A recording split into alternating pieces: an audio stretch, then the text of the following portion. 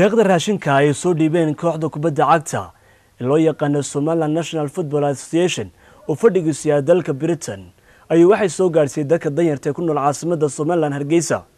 qaar ka mid ah dadkii loo soo wakiishay deeqdaas oo iyagu halkaasi ka hadlay ayaa waxay yiraahdeen walaalay waxaan maanta aan ku qaybinay raashin ay soo direen kooxdeen la yiraahdo Somaliland Football Association and Not Forget Foundation. waa koox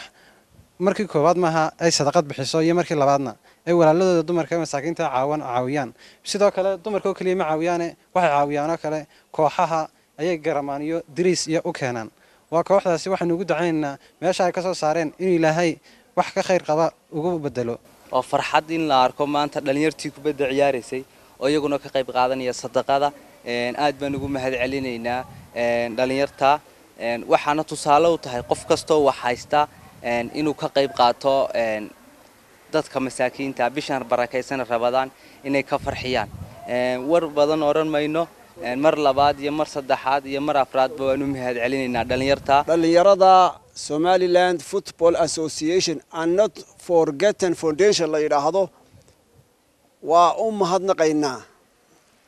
waana u ducaynaynaa waxaanad arkaysaa inuu ummadeena khayrkii meel walba galay dhalinyaradii ciyaaraysay ciyaaraha ciyaaraysay ayaa waxay ku hamiyayaan inay ummadooda wixii ay tarayaan ay taraan samafalkana lama yaryaraysto oo rasuulku calayhi salaatu wasalaam markii uu dumarka la hadlayay wuxuu yiri la tahqiranna jaaratu li jaaratiha walaw kana firsana shaatin qofka dumarka ee jaarkeedu ka liita wax kale haday u weydo yaanay ka xaqirin dhudhun ari waxba kuma yaalaan waynu naqaan wax aad iyo aad waxaan u mahad celinaynaa islaamka barakaysan ee bisha Ramadaan ka soo qayb galay walaalahooda baahan ugu tabaruc soo sameeyay baan ugu mahad celinaynaa ilaahay baa mahad iska leh asaga subhanahu wa qaadir ilaahay baa mahad leh mahadnaqa ilaahay baa leh loo mahadnaqa